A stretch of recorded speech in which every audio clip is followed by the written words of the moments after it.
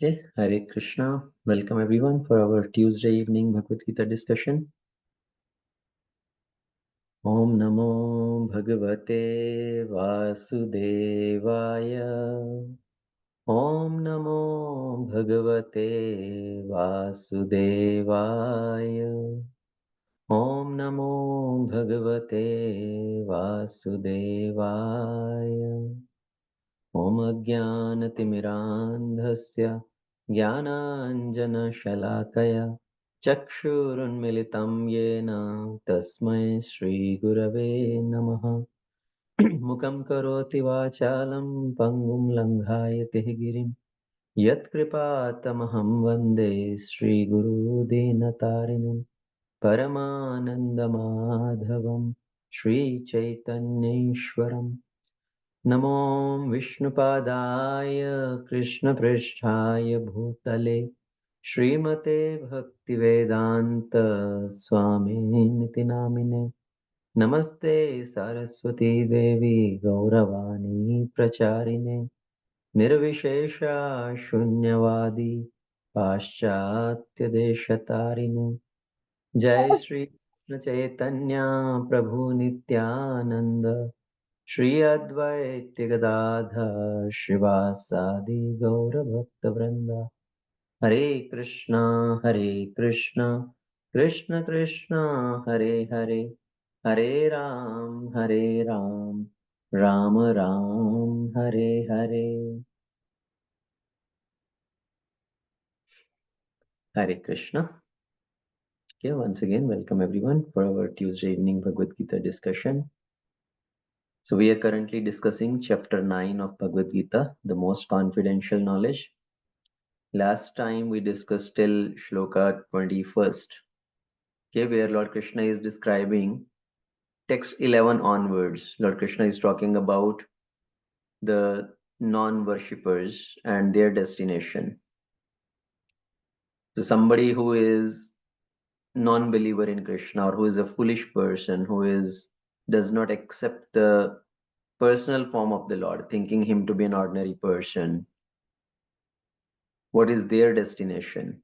So Krishna says all their endeavor for fruitive activities and all that is baffled.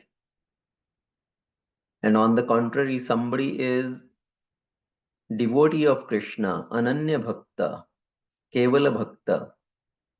So what happens to those? So Krishna says they engage in my devotional service and they ultimately reach me. And then also Lord Krishna talk about even if somebody is performing some sort of karmakanda activities, some ritualistic activities, gaining some punya, okay, the pious activities. Based on those, one may attain to heavenly planets also, but that result is also temporary. Ultimately, they will fall down back into the lower planets, onto this earthly realm. Shine punne mrityu lokam vishanti. So once their punya karma, the sukriti is exhausted, they have to come down. They have to come back again onto this earthly realm and again continue into the cycle of birth and death, going up and going down based on the pious activities or sinful activities. Okay.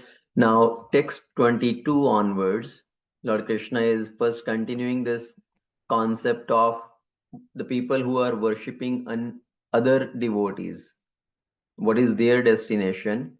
And somebody who is worshipping the Supreme Lord, Lord Krishna, what is their destination? Okay, so text 22. Ananyas chintayanto mam ye janah paryupasate tesham nityabhyuktanam yogakshemam vahamyaham. Okay, this is very beautiful shloka, a very, very important shloka, where Lord Krishna is saying, those who always worship me with exclusive devotion, ananyas chintayanto mam. Okay, exclusively somebody is engaged in remembering me, doing my chintan. meditating on my transcendental form, tesham nityabhyuktanam yoga kshemam vahamyaham. So for them, I carry what they lack and I preserve what they have. Okay. So here, what Krishna is really saying is, I provide what they lack and I preserve what they already possess. Okay. Like in India, there is an insurance company, LIC. Okay. Their slogan is also Yoga Kshemam Vahamyaham. We carry what you lack. So basically, they say once somebody dies, we will provide for their family left behind. Okay, so we carry what you lack. So they use that kind of slogan, copying from Bhagavad Gita here. But here Krishna is telling somebody who is my exclusive devotee, for them I provide what they lack and I preserve what they already possess. So Vahami meaning is I personally carry the burden of maintaining my devotees. Okay, so Krishna is using this phrase here that I personally carry the burden of maintaining my devotees. Just like in a family, the householder, the head of the house, okay, the husband in most cases, let's say, carries the burden of maintaining the family, the wife and children, and maybe parents also. So here, Krishna is promising two things. First thing is yoga, means he bestows his devotees with the spiritual assets which they do not possess. Okay, so he provide those spiritual qualities which the devotee may not possess right now. And second part is kshemam. Kshemam means Krishna says, I protect the spiritual assets that his devotee already possess. So here, Krishna's main focus is not really talking from the material aspects. We have to think of it as a spiritual aspect. Yes, Krishna does provide for the material welfare, material well-being also, but main focus here we should understand Krishna is saying for the devotee, whatever qualities, the spiritual assets they do not possess, I bestow, and whatever spiritual qualities they possess, I maintain them, I protect them. Okay. So the condition Krishna places here, Krishna is giving one condition also. What is that condition? Exclusive surrender. Ananyas chintayantoma. So this can again be understood through some analogy. Okay, like the mother and the child. For a newborn child, the newborn child is completely dependent on the mother. Okay, he cannot do anything by himself. The child is just lying on the bed. He is fully dependent on his food on mother. He is fully dependent on his cleanliness on the mother. So mother will feed the child, mother will clean the child. Now as the child grows, the child becomes 5 year old, then he start to do some activities on his own. Okay, the child start insisting, I want to eat myself. Okay, I want to take shower myself. So now mother now start giving the little freedom to the child. Okay, you do yourself. Then the child want to take care of himself. As the child grows further, the child becomes a teenager now. He want to become more independent. Okay, earlier when the child is 5 year old, he started going to school. If the child become 5-10 minutes late in coming home, the parents will become very afraid. Where did the child go? Why he has not reached to the school? They will immediately call the school. Oh, why our son has not reached home yet? They will ask the neighbors, the friends, oh, did you see our son? Did he come with you? But as the child grows, now he's teenager going to college or school, high school, and then college. And if he doesn't come home 1 hour from the his kind of general time of reaching home, the parents are still not as worried. They will think, okay, maybe he has gone to some his friend's home, maybe they went together to play somewhere. So they will not be as much worried because the child has become more independent. So same way here, when we act from our independent will, okay, when we want to keep ourselves independent, thinking, oh, we are the doers of our action, and we depend on our own abilities, we depend on our own strength, our own power, then Krishna does not bestow his grace. Okay, he merely notes down our karma and gives the result. Okay, so that is when we are dependent on ourselves. Okay, we think I can do, I can maintain myself. Now, when we start to surrender to Krishna, so maybe partially we are surrendering to Krishna, and partially we depend on our own strength, we depend on our own material crutches. So, Krishna also partially bestows his grace.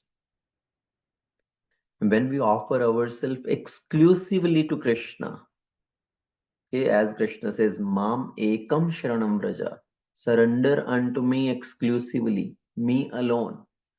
So when we surrender to Krishna fully, then Krishna bestows his grace also completely and take full responsibility by preserving what we have and by providing what we lack. Okay, so I quoted a couple of stories last time. The story of uh, one devotee, one acharya who reads Bhagavad Gita. He is fully dependent on Krishna, but when he had to starve for 1 day, 2 day, because he did not get any alms. He started doubting in the words of Krishna. He scratched off this verse, Yoga Kshemam Vahamyaham, thinking, no, no, no, this cannot be correct. Krishna will not personally carry the burden of maintaining his devotees. This cannot be true. Otherwise, why will I starve? So he had doubt and he scratched off. And after, when he went for his daily duty, kind of going outside for collecting alms, later, two boys came at his home, young boys, one blackish complexion, another one golden complexion, carrying bags full of grocery, delivering at his home. And his wife asked, who are you? Who have sent these groceries? They say, we are the student of your husband. We are the disciples of your husband, and he has sent all these groceries. And this acharya's wife, he tells you, please wait, I will prepare something, you eat and then go. They say, no, no, no, we want to go away. If our teacher finds us, he will be very angry at us. And as they turned to go back, there were marks on the back of the boy with blackish complexion. And the wife asked, who did this to you? He said, your husband, our teacher, he has done this because we were late in delivering what he asked for, and he became angry and he kind of beat us. And because of that, these marks are there. And the wife is thinking, oh, my husband, he is such a gentle person. He can never do such thing to small children. And the both the boys, they ran away. And after some time, the husband came back home, and wife told that two boys came and they delivered so much of grocery, and they told they are your disciples. He said, no, I do not have any disciple. Who are these boys? And the wife explained, one with blackish complexion, another with golden complexion. And this boy with black complexion had marks on his back as of being beaten. And this devotee, he immediately realized in his heart, they are none other than the Supreme Lord who personally came to deliver those groceries, because he did not have faith in the words of Krishna, Yoga Kshemam Vahamyaham, and he scratched off that part of the verse. And that is how those marks were there in the back of the Lord. Okay, so he again immediately erased, scratched off portion and rewrote that Yoga Kshemam Vahamyaham. The Supreme Lord, he personally carry what we lack and preserve what we have. So Krishna personally carry the burden of maintaining his devotees. So tomorrow you should not start thinking, okay, if I get laid off from the job or something, Krishna is going to personally come and carry the bags of grocery for me. That is not the intent here. We should understand the message here. Focus should be on the spiritual assets. Krishna protect our spiritual assets, and Krishna provides what we lack. Means whatever progress we have done spiritually, Krishna protects that. And wherever we are lacking, Krishna will help us to grow through that. Okay? When we are fully dependent on Krishna, when we take shelter of Krishna. So this is a very famous verse, very important verse. And then after that, next verse, now Krishna talk about what happens to the devotees who are worshipping other Devi Devatas. Yepi anya devata bhakta yajante shraddhavan antavit te api mam eva konteya yajanti avidipurvakam. So those who are devotees of other Devi Devatas, ye api anya devata bhakta. So those who are devotees of other Devi Devatas and they worship them with faith. Yajante Shraddha Avyanvitaha. So they are worshipping any other Devi Devatas also with faith. What are they doing? Krishna says they are actually worshipping me only indirectly, but they are doing it in a wrong way. Avidhi Purvakam. Okay. So ultimately, whichever particular Devi Devata somebody is worshipping, indirectly they are worshipping Krishna.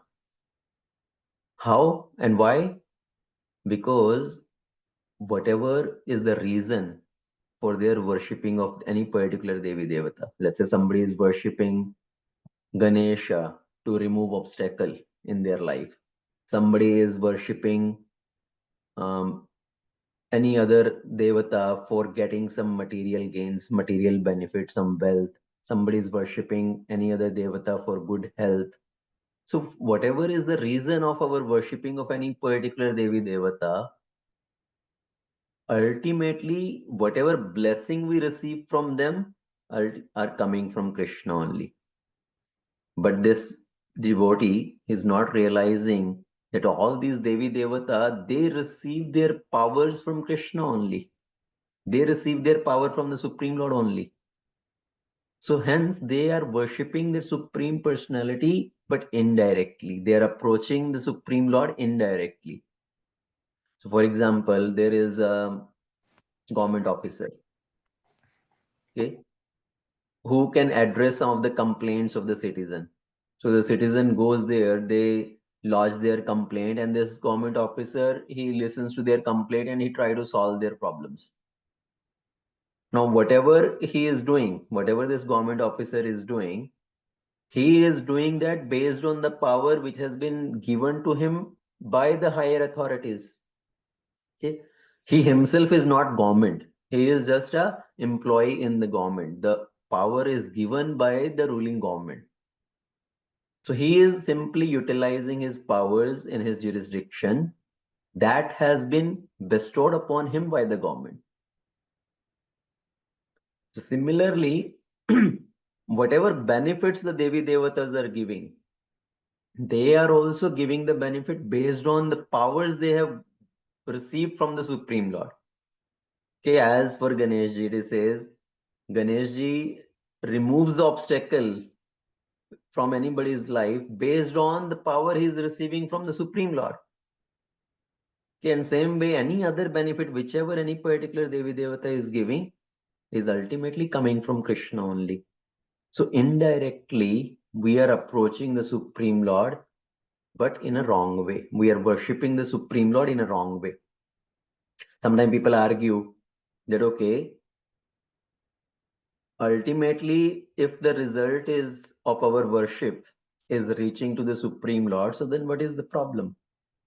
Okay, for example, they quote this analogy that if somebody pours a bucket of water in the river, ultimately that water will reach the ocean because the river is flowing to the ocean. So that water also reaches to the ocean only. So same way, whatever worship we are doing to the particular Devi Devata, that worship reaches to the Supreme Lord. Then what is the problem? So yes, indirectly we are worshipping the Supreme Lord. So our worship, portion of our worship may reach to the Supreme Lord, but the worshipper does not reach to the Supreme Lord in this case. Like the water thrown into the river reaches the ocean, but the person who is throwing the water does not reach the ocean.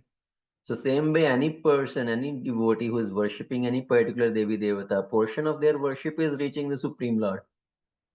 But this such worshipper ultimately does not reach to the Supreme Lord. And Krishna clarified this point in text 25. Okay, we'll discuss that text 25. But before that, Krishna further stresses upon this point. Aham hi sarva yajnanam bhokta cha prabhureva cha न तु माम अभिजानन्ति तत्वे तंश्च चयवनन्ति ते. So I am the only enjoyer and master of all sacrifices. Aham hi sarva yajnanam bhokta cha prabhureva cha. So bhokta, Krishna says, I am the enjoyer, and prabhureva, and I am the master of all the sacrifices. So therefore, those who do not recognize my true transcendental nature, they fall down. Chevantite. So Lord Krishna now explains the drawback in worshipping the other Devi Devatas. Okay, what is that drawback? So by virtue of the powers bestowed upon the particular Devi Devatas by the Supreme Lord, they do possess the ability to grant material favors. No doubt in that. So they can also grant some material favors. But they cannot liberate their worshippers from the cycle of birth and death. They can only offer what they themselves possess. Okay, if I possess only $500, that is the maximum I can give to somebody. I cannot give $1 million to somebody when I do not myself possess that. So same way, these Devi Devatas, they can offer only as much what they themselves possess. So now when these Devi Devatas, they themselves are not liberated from this material world, then how can they release their worshippers from that? So no other Devi Devata can offer liberation, freedom from the bondage of this material world. But on the other hand, those who are intelligent, who have a better understanding, they offer themselves at the feet of the Supreme Lord. And when their devotion reaches the stage of perfection, okay, then they go beyond this material world to reach to the supreme destination, which is Galokadham, Vaikuntha. So here Krishna is very clearly saying, I am the enjoyer and master of all the sacrifices, and people who do not recognize, they fall down. Okay, they keep bound in the cycle of birth and death because they are approaching the personalities, the other Devi Devatas, for material gain. They can never become liberated. So ultimately, one has to approach the Supreme Lord if their goal is to become free from the cycle of birth and death. Yes, if the goal is just to be happy in this material world, get some little benefit here and there, they can approach any Devi Devata also and they can grant some material benedictions. But ultimately, they will keep bound in this material world. And then 925, Krishna explains the destination of people worshipping different personalities. Yanti deva vrata devan pitra yanti pitra vrata bhutani yanti bhutejya yanti madhyajino apimam. So those who worship the Devi Devatas, yanti deva vratan devan. So they will take birth among the Devi Devatas in the heavenly planets. Pitrayanti Pitravrata. Somebody who worships their ancestors, they will go to Pitraloka. Bhutani Yanti Bhutejya. Those who worship the ghost spirits, they will take birth among such beings. Yanti Madhyajino Apimam. And those who worship me, they will come to live with me. Okay, so Krishna says they will come, they will ultimately attain me, my spiritual abode. Okay, so devotees can only be elevated to the level of that personality whom they worship. Just for example, if you have a water pipe, water line, okay, in India it's very common because scarcity of water and to fill the tanks at our rooftops, people utilize the motor pump, okay, to can lift the water and fill the water tank on the rooftop. So the water in the pipe can only rise to the level of the reservoir to which it is connected. If the pipeline is connected to the water tank on the second floor, then it can raise to the second floor water tank. If the pipeline is connected to the water tank on the fifth floor, then water can rise to the water tank on that floor.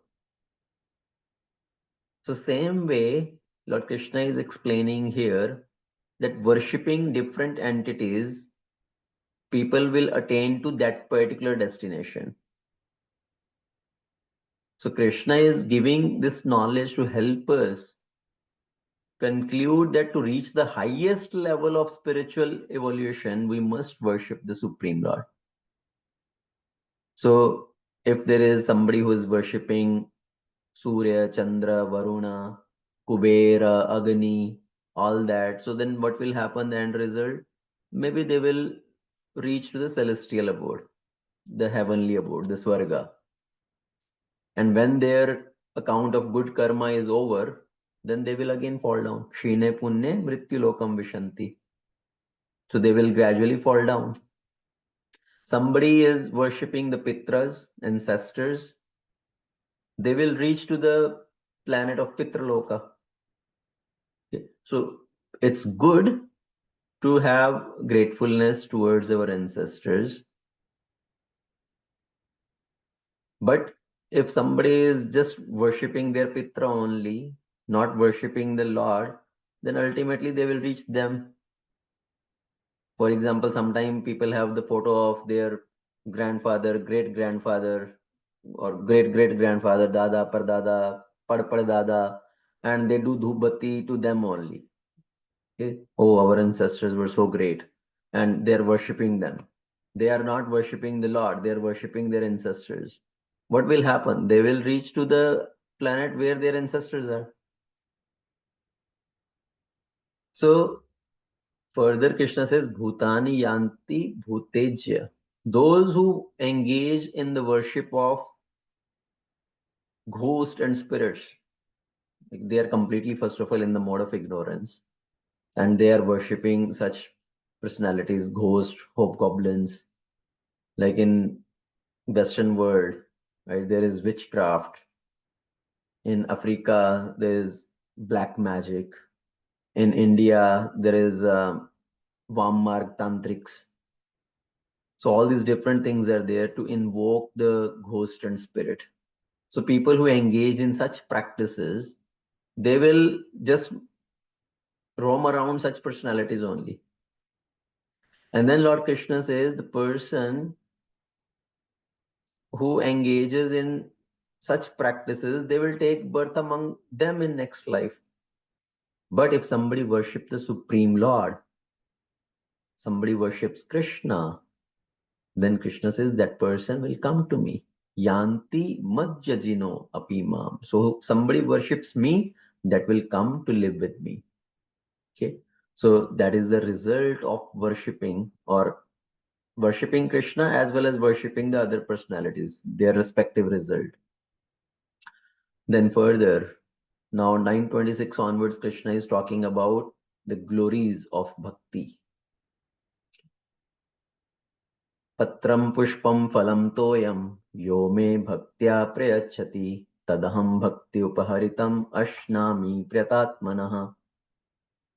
So if one offers me with love and devotion a leaf, a flower, fruit, or water, I will accept it because it is offered with love and devotion. So Krishna uses the word bhaktya twice. Okay, yo me bhaktya prayachati tadaham bhakti upaharitam. So Krishna says, I accept if something is offered with love and devotion. So in the previous verses, Krishna talked about the benefits of worshipping the Supreme. Now, Lord Krishna is explaining how easy it is to worship the Supreme. Worshipping the Supreme is not very difficult, it's very easy. What we have to do? Just offer some flower, some leaf, fruit, just water. So if we offer these simple things also with love and devotion, that is bhakti. That will please the Supreme Lord and He accepts our offering. He is not asking for some fancy things from us. Just simple offerings of flower, leaf, fruit, water. Again, the main focus is based on whatever is accessible. Okay? If we cannot afford anything, just offer these simple things which are freely available. But it does not mean that we should offer only these things only. We should offer whatever we can afford, whatever we can access. Here Krishna is giving as a lowest standard. If somebody is not able to afford anything, just offer me a leaf which is freely available anywhere. You can pluck a leaf from anywhere. And when Krishna talk about patram, main reference is for tulsi leaf, offering a tulsi leaf. Okay. So if you have only a fruit, offer it to Krishna. Krishna will be pleased. If there is no fruit available, offer only a flower. If this is not a season of flower, you do not have any flower in your garden, now winter season is coming. Krishna says, okay, offer me a mere leaf. Okay, that will also be sufficient, provided you are offering it with love. It is a gift of love. If leaf is also difficult to arrange, then offer me just some water. Water is available everywhere. In your tap, open the tap, water is there. So offer the water to Krishna. But again, ensure everything, whatever we offer, it is offered with devotion. So the word Krishna uses is bhaktya. Bhaktya is used twice, as I said. Okay, in the first line also, in the second line of this verse also. So it is the bhakti of the devotee which pleases Krishna, not the worth of our offering. It's not that, oh, whatever I am offering is $1,000 worth or $2,000 worth. It can be $1 worth, 1 cent worth, but the main criteria is devotion, love and devotion.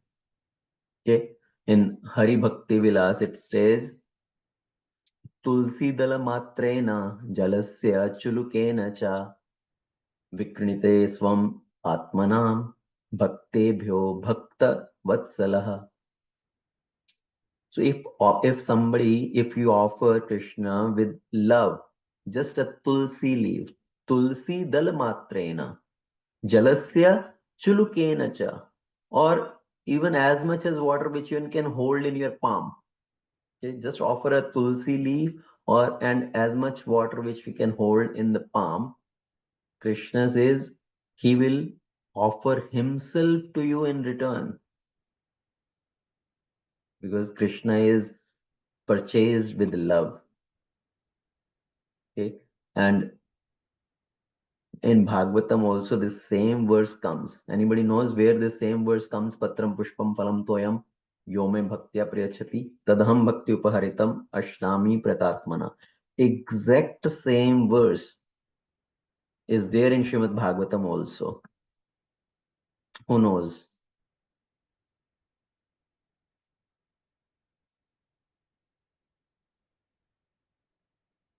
Anybody knows or no?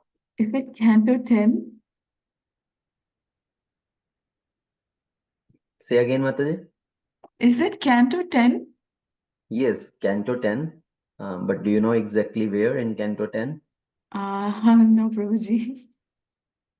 Okay. Yeah, so it is there in Canto 10, 10th canto of Srimad Bhagavatam. It is there in the pastime of Sudama Brahmana. Okay. So in that also this exact same verse, word to word, exact same verse is there in Srimad Bhagavatam. Canto 10, chapter 81, text 4. Okay, so there also when Krishna is eating the offerings of Sudama, the chipped rice, dry chipped rice which is brought by Sudama, at that time also Krishna speaks the exact same verse. Patram pushpam phalam toyam yo me bhaktya prayachati tadaham bhakti upaharitam ashnami pryatatmanah. So Krishna is pleased by the simple offering of devotee if it is done with love and devotion. So Sudama's example is the classic example. He offered that chipped rice, dried chipped rice, and Krishna accepted those. Shabari offered those fruits, simple fruits plucked from the forest, and Lord Ramchandra is eating those fruits. Even though the description is that Shabari had tasted those fruits while collecting those to see which fruits are sweet and which fruits are sour. And Lord Ramachandra is eating those with love. And when Shabari asked, so my dear Lord, how are these fruits? Do you like them? And Lord Ramachandra is saying, yes, I love these. They are so tasty. I have never tasted such fruits before. Now, Lord Ramachandra has eaten nice preparations in Ayodhya, in Mithila. Here, Lord Ramachandra is saying, I have never tasted such fruits before. Is he tasting the fruit really? No, Lord Ramachandra is tasting the love and devotion of Shabari. Okay? So Lord is pleased by the simple offering of devotee. So worshipping Krishna is so easy. It's very straightforward. It's very simple. Patram pushpam phalam toyam. Now, it's not about just objects which we offer to Krishna. In the next verse, Krishna says, you offer me all your activities, not just your objects. Okay. Yat karoshi yat ashnasi yat yuhoshi dadhasi yat tapasyasi kaunteya tat kurushva madarpanam. So whatever you do, whatever you eat, whatever you give away, whatever you offer, whatever austerities you perform, okay, do that as an offering to me. So in the previous verse, Krishna talked about the objects which should be offered to him. Now Krishna is talking about all the actions also should be offered to him. Whatever social duties one may be engaged in, okay, whatever vegetarian food one is eating for his maintenance, whatever somebody is drinking, of course, non-alcoholic beverages, and whatever Vedic rituals somebody may be performing, whatever austerity somebody may be observing, whatever charity somebody may be giving.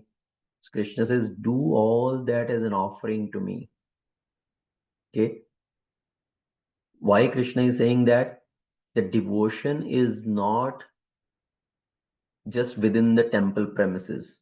It's not that when you come to the temple and you are serving the Lord, that time, oh, this is my time of devotion. But make devotion part of your overall activities. Don't just perform it inside the temple room. Okay, so devotion is not to be restricted in the periphery of temple. It is to be engaged at every moment of our life. Okay, so what is the real meaning of devotion? Bhakti. What is the ultimate stage of bhakti which Krishna is referring to here? This is quoted by Narad Muni also in Narad Bhakti Sutra. In Narad Bhakti Sutra, Narad Muni says, Tad arpita akhil acharata, tad vismarane param vyakulata iti. So that is bhakti. Okay? Devotion means offering your every activity to the Supreme Lord. Tad arpita akhil acharita. Akhil acharita means whatever your acharan is, whatever your activities are, offer everything to the Supreme Lord.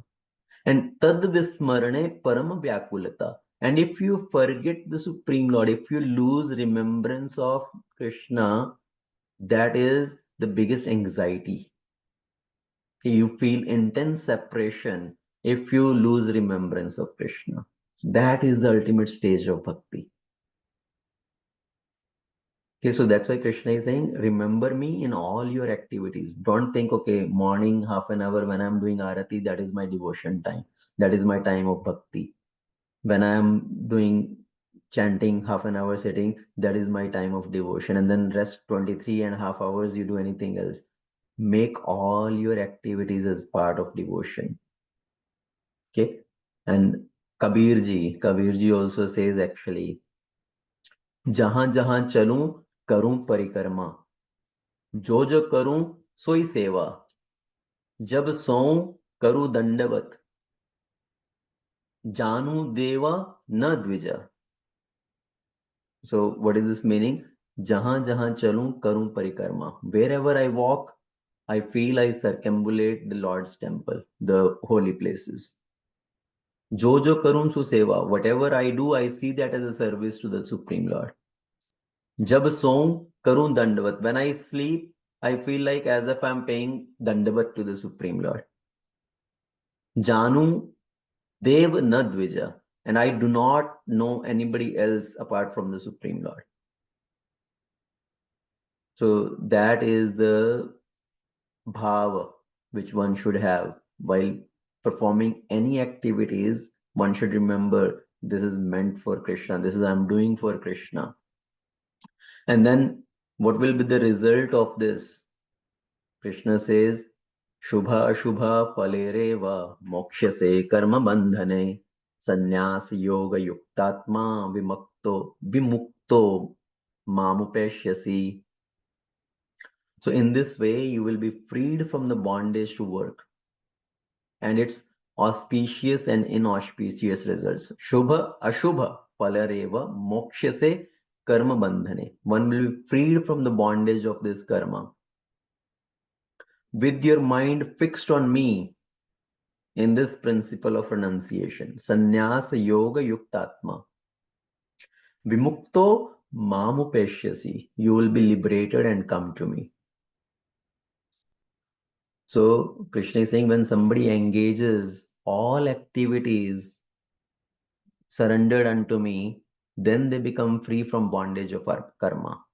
Why? Because otherwise all the activities, they have some defect that will be leading to some karma. Whatever activities we do in this world, that has some fault in it and that will cause some bondage. Let's say we are walking on earth. Unknowingly, we kill so many tiny living entities. You are driving on the street, so many insects, so many other living entities may get killed under the wheels of the car. While performing our occupational duties, no matter how much careful you are, if we may still end up doing kind of harming the environment, hurting others. Even though we may be thinking, oh, I am earning money in a legitimate way, but your companies, the way from where they are getting money to pay you the salaries, how they are getting that, you don't know. They may be getting from the source which may be some illicit source. Okay, so we are also getting the reaction, the result of that. So all our occupational duties also have some defect in that. Okay, you eat something, in that also so many living entities, microbes are getting entering the mouth and getting killed. Some people, some religions like Jain Dharma and all, they try to reduce their involvement. They want to put a cloth on their mouth. Okay, they always keep the cloth. So, but they cannot eliminate the breathing. Even in breathing also, so many living entities are getting destructed while we inhale. So in all our activities there is some defect. It has some bondage of karma. But when we perform our action with the intention of doing that for Krishna, then it does not cause any bondage. When we perform our action with the intention of our self-interest, then we are responsible for the sins we commit, knowingly or unknowingly. Okay, so as per the law of karma, we have to reap those karmic reactions. But however, in this verse, Lord Krishna is telling that simple solution of destroying all your karmic reaction is work for me. Okay, so if you work remembering me all the time, you do all your activities for me, then you become free from the karmic reaction. Okay, so Krishna is using the word sannyas yoga, meaning renunciation of selfishness. So we need to renounce that selfishness. So Krishna says, when we dedicate our action for the pleasure of the Supreme Lord, then we become free from both good and bad result. Okay. Now, next verse. So in the previous verse, now 928, Krishna has spoken about that, okay, how Krishna takes care of his devotee, free them from the bondage of karma. Then it may raise a question that, okay, you're talking about your devotees. If somebody is becoming your devotee, then you take special care of them, you remove their karmic reaction. So are you partial towards your devotees, right? Somebody may put this blame on Krishna. So Krishna is saying, Samoham sarva bhuteshu name dveshyasti na priya ye bhajanti tu mam bhaktya maite teshu chapyaham. So Krishna says, I am equal to everyone. I am not partial to anyone. I envy no one. Samoham sarva bhuteshu. I am equal to all the living entities.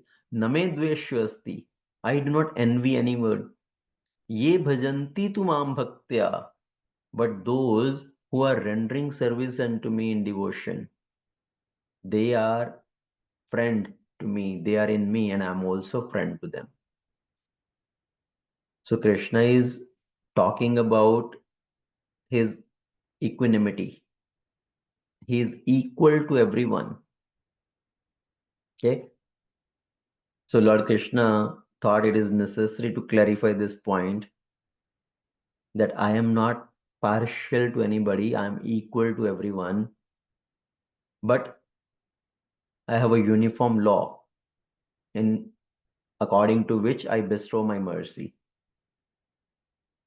And this law Krishna has explained earlier also, chapter 4, text 11, where Krishna says that as somebody approaches me, I reciprocate with them accordingly. Okay, what is that verse? Chapter 4, text 11. Ye yatha mam prapadyante Ye tamstat. yatha mam. Yes, exactly. Ye yatha mam prapadyante tamstat bhajamyaham. So Krishna is saying, as one approaches me, as one surrenders unto me, I reciprocate accordingly. Everyone follows my path, knowingly or unknowingly. So Krishna says, I am equal to everyone. As the light is available equally to everyone. But if somebody want to block all the light and they want to close all the windows and put curtains and don't let any sunlight to enter into their room, that is not the mistake of the sun. That is the mistake on the part of that person. Sunlight is equally available to everyone. Same way the rainwater falls equally upon earth. When the water falls onto the fertile ground, it helps for the crop to grow. If the rainwater falls onto a deserted bush, it may convert into thorns. If the rainwater fall into a gutter, it may become dirty water. And if the rainwater falls into a oyster, it may become a pearl. So It is not that the rainwater is partial. There is no partiality on the part of rainwater. Okay? It's equally bestowing its grace upon the land or upon the object wherever it is falling. So rainwater cannot be held responsible for this difference in results. Who is to blame for this difference of result? That is the nature of the recipient. So same way Krishna states here that he is equally disposed towards all the living entities. So those who do not love him, they are bereft of his grace because their hearts are unsuitable vessel for receiving that grace. And people, those who are devotees of Krishna, they want to receive that grace. If their hearts have become suitable patra to receive that grace. So Krishna is equal to everyone. Some people want to turn towards Krishna, they want to receive the grace of Krishna, whereas some other people, they turn their back towards Krishna, they do not want to receive the grace of Krishna. Like a father, he is equal to all his children. Okay, but somebody, if the father has 3 sons, and one son is always serving the father, living with him, taking care of the father, and the other 2 sons are staying far away, living with their families, doing their occupation. So father is equal to everyone in the sense father wants the welfare of all his children. But somebody who is serving him, taking care of him, father will be more reciprocating towards that son. So that is the natural tendency. So same way here, Krishna is saying, I am equal to everyone. I bestow my grace to everyone. I am providing the basic necessities for everyone equally. But somebody who is my devotee, they are dear to me. They are friends in me and I am also friend to them. Okay. And then next verse, okay, Krishna talks about another very powerful verse. Api chet suduracharo bhajate mam ananya bhak sadhureva sa mantavya samyak vyavasthito hisa. So Krishna says, even if one commits the most abominable action, api chet suduracharo, but if somebody is engaged in my devotional service, he is to be considered saintly. Sadhureva sa mantavya, because he is properly situated in his determination. So now Krishna is talking about the glories of bhakti. Bhakti is so powerful. It is so potent that it can reform even the most fallen. Okay. So in the scriptures, we hear so many stories where somebody has committed so many sinful activities, but because they chanted the name of the Supreme Lord, all their sins were eradicated. If we hear the story of Ajamila, we hear the story of Ratnakar, who became Valmiki later. So all these stories are there. So this Decat Ratnakar, he was so impious, he had done so many sinful activities that he was not even able to chant Ram in 2 syllables, Ra and Ma. He was not able to chant because he had committed so many impious deeds, and his sins were preventing him from taking this holy name. So Narad Muni, he instructed him, okay, you chant that in the reverse order. Rather than saying Rama, you chant Mara in a reverse order, with the intention that repetition of Mara, Mara, Mara, Mara will automatically start creating the sound of Ram, Ram, Ram, Ram, Ram. So as a result of chanting this Mara, Mara, Mara, which started coming as Ram, Ram, Ram, even the Ratnakar, he was reformed. And he progressed to the stage of Ananya Bhakti, exclusive devotion. And in that way, he was transformed from being a dacoit to a legendary saint. Okay, from Ratnakar he became Valmiki. Ulta naam japat jag jana, Valmiki bhai Brahma samana. He became a Brahma Rishi. So same way we know the story of Ajamila, even though he was such a sinful person, but because he chanted the name Narayana, even though not really calling the Supreme Lord, but he was calling the name of his son. But because he chanted without offenses, he was purified. So Krishna says bhakti is so powerful, it can purify even the biggest sinner.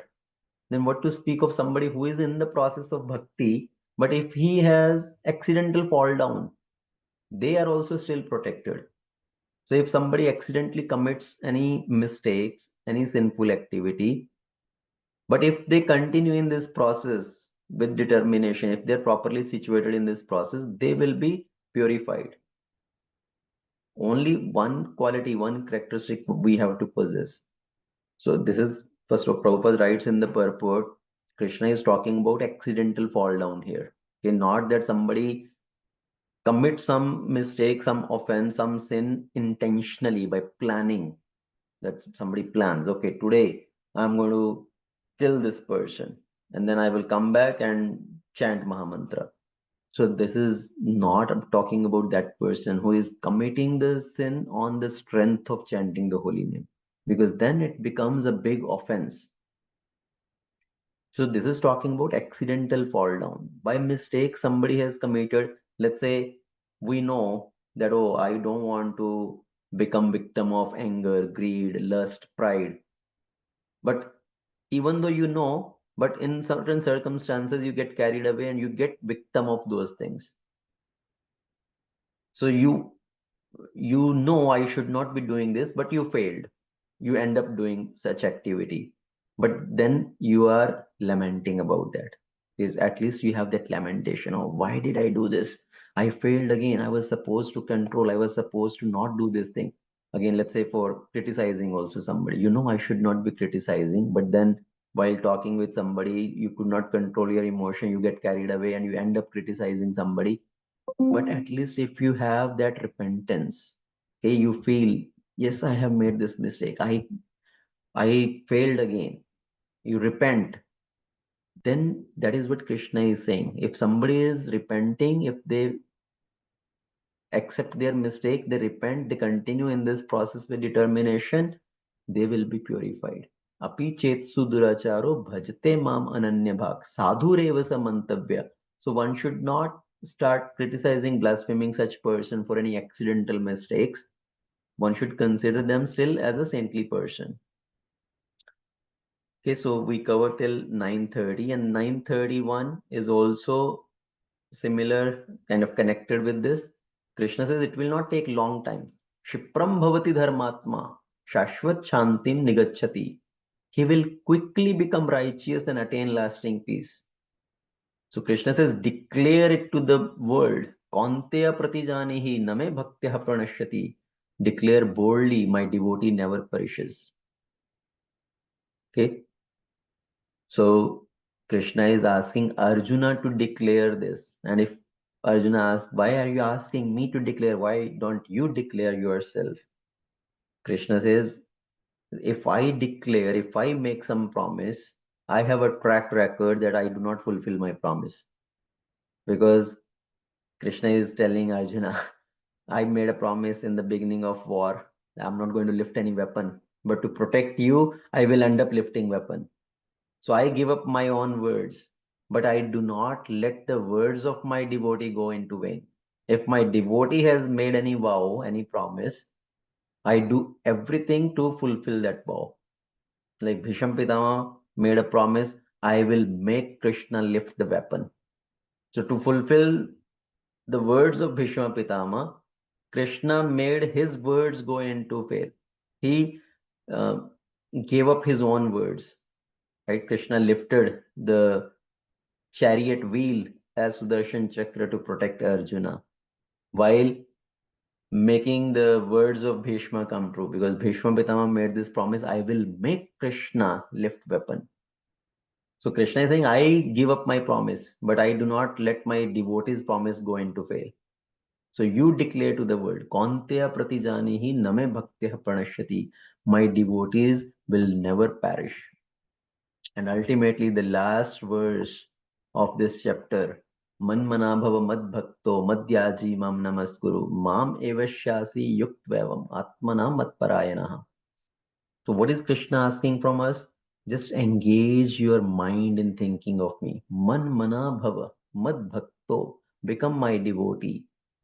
Pay obeisances unto me. Worship me. In that way, being completely absorbed in me, you will surely come to me. Okay, just now, I shared one small 30-second video in the group where Maharaj is talking. Even if you don't do anything, just do one thing. When you come in front of the Lord, just pay your obeisances. Just with that one activity, you will become purified and you will go back to Krishna. Just do that one activity, namaskuru. So Krishna is here asking, man manabhav mad bhakto mad yaji mam namaskuru. मुझे प्रणाम करो, just मुझे नमस्कार करो. So Krishna is talking about engaging our mind. Krishna is asking our mind. Krishna is not asking our wealth. Krishna is not asking anything else. Krishna is not saying, give me $1 million. Just engage your mind in me. Okay, we sing tan man dhan sab tera, tera tujhko arpan kya lage mera. So Krishna is not asking, give me your body, tan. Krishna is not saying, give me your money, dhan. What is Krishna saying? Man. Just give your mind to me. Okay, always engage your mind in thinking of me. Worship me, offer obeisances unto me. And in that is a sure short way of reaching Krishna. Okay, so that is the ultimate conclusion of this chapter. And Krishna is speaking about the glories of bhakti. Bhakti is so powerful. Krishna become purchased by the love and devotion of devotee. Yoga kshemam vahamyaham. And a devotee never perishes. And even if somebody commits accidental mistake, accidental fall down, they are still protected. Is sadhureva samantavya. So those are the potencies of bhakti, the glories of bhakti. So we'll stop here. Srimad Bhagavad Gita ki jai, Srila Prabhupada ki jai, Ananta Koti Vaishnava Vrinda ki jai. Mm. Hare Krishna. Any questions, comments? Yes, Sridhanya Mataji. Hare Krishna Prabhuji. I was just thinking, so during July 4th Nectar of Instruction seminar, Maharaj was actually telling that, uh, like sometimes when you offer food to Krishna, he doesn't really accept it. Is that really true? I mean, like I couldn't understand. I was actually disappointed hearing that he said that it depends on the quality and like he said some things like that. So. I mean, it is kind of contradictory to what was written here. So, yeah, I was I'm not sure in thinking. what context Maharaj said that. Was he talking about the quality, that it's not about the quantity of the bhoga? If you are making chappan bhoga and all that, what Krishna is really looking for is our bhav. Okay? Krishna is bhavagrahi janardhana. He is not looking for really 56 offerings and 108 offerings. If simple offering is also there, prepared with love and devotion, that is what Krishna looks for. So Okay. But okay, I see. But I have heard that for Jagannath, you can cook and offer even if you don't bath. But for Krishna, you have to, there are some rules and regulations, right? Does it matter if you have good devotion or something? So, what is the meaning of devotion? When you have devotion, when you have love for somebody, you will take all precautions to make that person happy, isn't it? Right, right, right. If you have devotion in your heart, can you say, Krishna, I love you so much, but I cannot take bath, I cannot do this, I cannot do this. If karna hai to karo, accept, nahi to na sahi. Will you say like that to Krishna? Okay. Right? Okay. If we really have love and devotion for Krishna, then we will take all the precautions to follow the standards to please Krishna. and we will prepare something which Krishna is going to like. If any guest come at your home, and will you make something which the guest hates, or will you prepare something which the guest really likes? Yeah, we prepare things they like. Yeah. Right. So you will do anything to please that guest. Right. Okay. So yeah, it's so proper. Okay, it's about devotion then. So if we really have devotion, then why we will be neglectful of following those standards which Krishna has given in scriptures? Okay, got it. Okay. Thank you, Prabhuji. Yeah. Okay, Hare Krishna. Any other questions, comments?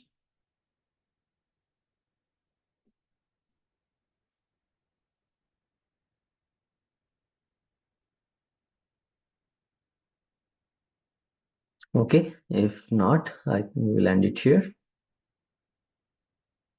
Bhagavad Gita ki jai, Srila Prabhupada ki jai, Takoti Vaishnava Vrinda ki jai. Thank you everyone for joining. Hare Hare Krishna, Prabhuji. Hare Krishna. Hare Krishna. Krishna. Thank you, Prabhu.